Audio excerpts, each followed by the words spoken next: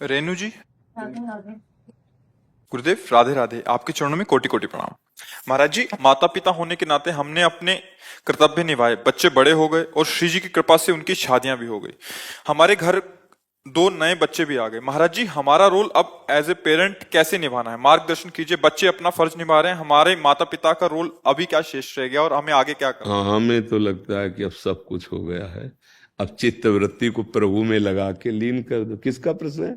हाँ, हमारा जो उपदेश होता है किसी एक व्यक्ति के लिए नहीं होता, संपूर्ण सृष्टि के लिए होता है। आजकल ऐसी व्यवस्थाएं बन रही हैं समाज की कि सास ससुर को, माता पिता को बच्चे कुछ नहीं समझ रहे। सिर्फ अवहेलना, सिर्फ आज्ञा उल्लंघन, सिर्फ उनके साथ अभद्र व्यवहार। कोई बिरले ऐसे हैं, कोई बिरले बच्चे बहू ऐसे हैं जो अपने माता पिता की तरह सास ससुर को प्यार करें, और कोई बिरली सासू है जो बहू को अपनी बेटी के समान समझे। हमें लगता है अब आपका कर्तव्य पूरा हो गया है। आप घर में ही रहो, पर भगवत परायण रहो, नाम जप करो, जितना शरीर काम करे उतनी सेवा कर लो, और राग मत रखो। अब अपने परिवार को, अपने बेटों को, बच्चों को प्रभु को समर्पित भाव से कि नाथ यहां तक हमारी सेवा व्यवहार की थी, अब हम यहाँ विरक्त भाव से रहेंगे। घर में विरक्त होके रहना ये बाहर से विरक्ति से ज्यादा कठिन है।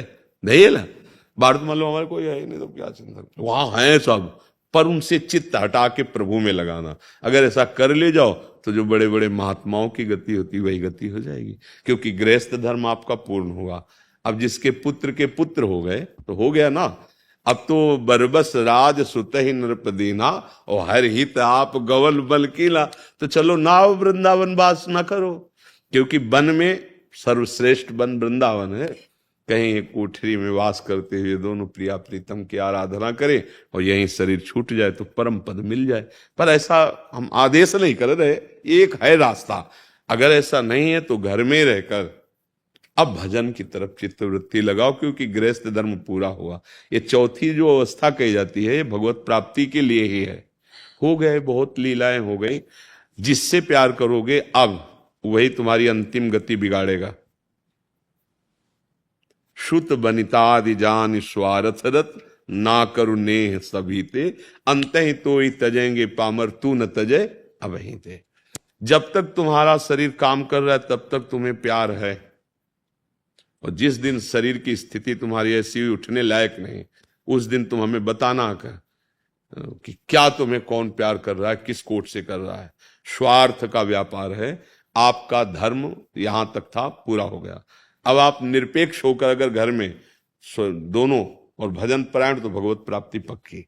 अच्छा, भजन न करोगे तो पूरा संसार क्या, पशु पक्षी भी अपने बच्चे पैदा करते हैं, उनका पालन पोषण करते हैं, उनके लिए शिकार करते हैं, मुख मिलाते हैं, उनके डालते हैं उनके दाग में। पशु पक्षी भी तो सब वैसे ही हैं जैसे आप कर रहे हो भाई। निद्रा, भय, आहार, मैथुन, मोह, ये सब सब जीवों के अंतर्गत है। देखो, एक बात नहीं है, वो भजन नहीं कर सकते भगवान का। आप विवेक के द्वारा राग का त्याग करके भजन करके परम पद प्राप्त कर सकते हैं।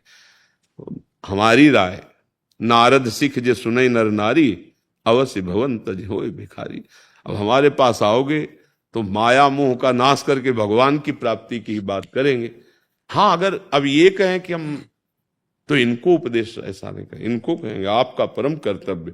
जैसे आपके माता पिता ने आपको इस योग्य बनाया, ऐसे पहले बच्चों को बनाओ, बीच बीच में नाम जप करते रहो। आपका ये परम कर्तव्य। जैसे आपने बताया कि सब हो गया, वो अपने अपने कार्य में लगे हैं, उनके भी बच्चे हो गए, बहु। अब आपको चाहिए सच्चिदानंद भगवान की प्राप्ति। अब ना संभल पाओ तो फिर पुनरपि जननम, फिर आगे जन्म हो जाएगा। क्योंकि जहां राग होता है वहीं, देखो अजामिल का राग बच्चे पे था, पर बात इसलिए बन गई कि बच्चे का नाम नारायण रख दिया। नारायण, सब काम बल गया, राग ने काम बना दिया। बच्चे के प्रति राग था वैसा।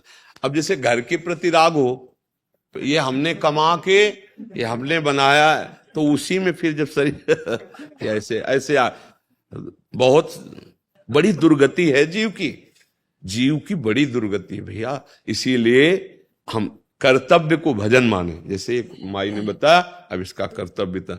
अब जो श्वासें बची हैं, ईमानदारी से अगर राधा राधा राधा राधा, तो वो काम बन जाए जिसलिए हम आए हैं।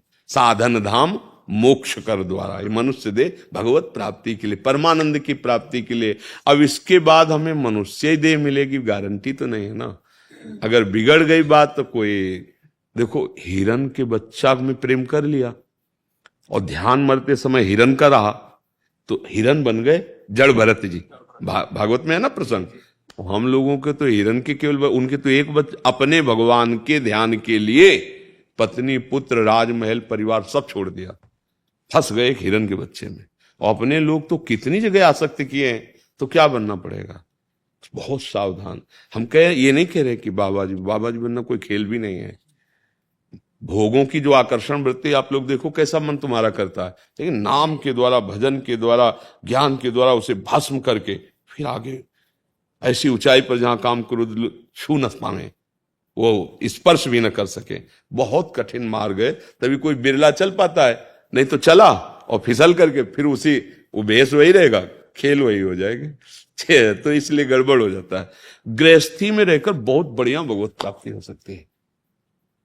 एक पत्नी व्रत या एक पति व्रत, धर्म पूर्वक मेहनत करके कमाओ, आए हुए अतिथियों का, या किसी को अत्यंत आवश्यक, देखा कोई बीमार तड़प रहा है, 10 रुपया लगा के उसकी औषधि और नाम लो। और अपने परिवार को भगवान प्रदत्त मानो कि भगवान ने दिया है, पुत्र पत्नी परिवार, ये भगवान ने तो भेजा। आप क्या जानते हो कौन है, कौन आया तुम्हारे पुत्र रूप में, क्या जानते हो, क्या परिचय जानते हो, पूर्व में कौन था, आगे क्या होगा, तुम्हें तो कोई परिचय नहीं। तो भगवान ने उसे पुत्र रूप में सेवा करने के लिए दिया। और नाम जब पक्का भगवत प्राप्ति हो जाएगी। पर भगवान को कोई चाहते नहीं भगवत प्राप्ति। साधु महात्माओं के पास जाते, बेटा होना या लौकिक कामनाओं की पूर्ति करना, या इन सब पे हमारा महत्व नहीं है। अगर हमारा होता तो हम छोड़ के क्यों बनते। और आप भी सही माने में जो सुख और शांति चाहते हो, वो बिना भगवान के नहीं है। बहुत बेटे हैं लेकिन रो रहे हैं और दुर्गति को प्राप्त हो रहे हैं। हाँ, अगर बेटा है तो भगवान मानकर सेवा करो, नहीं है तो गोपाल जी को बेटा बना लो और दोनों मिलकर उनकी सेवा करो और भजन करके भगवान को प्राप्त हो। हमारी तो ये सीख है। कोई ऐसी चाहें, ऐसी कामनाएं संतों के पास लेकर के नहीं जानी चाहिए, क्योंकि वहां जो अमोघ वस्तु मिल रही। संतों से कामना करने का मतलब जैसे सम्राट के पास जाए और वो कह दे जो इच्छा हो मांग लो, ओ सोचे कि 1 महीने का भैंस का चारा दे दो, और ये वो और मांगेगा क्या, उसकी सामर्थ्य कितनी है। ऐसे ही हम लोग क्या करते हैं, ये बहुत बड़ा लाभ। जैसे आप आ रहे हो ना, आप लोग संत भाव से आ रहे हो, तो एक एक कदम पे यज्ञों का फल मिलता है। संत दरस को चालिए तज माया अभिमान, ज्यो ज्यो पग आगे पर है कोटिन यज्ञ से। तो अब इतनी मतलब अमूल्य वस्तु जो तुम्हें मिल रही, उसको कामनाओं में कोई कहे या हम आपके दर्शन करने आए, हमको ये विजय मिल गई या ये लाभ, ये तो बहुत छोटी बात है। हम तो तुम्हें माया पर विजय प्राप्त करने की बात कर रहे हैं। काम क्रोध लोभ पर विजय जो कभी नहीं प्राप्त कर सकते, वो बात है। सत्संगति का तात्पर्य भगवत प्राप्ति, संतों के संग का मतलब भगवान की शरणागति।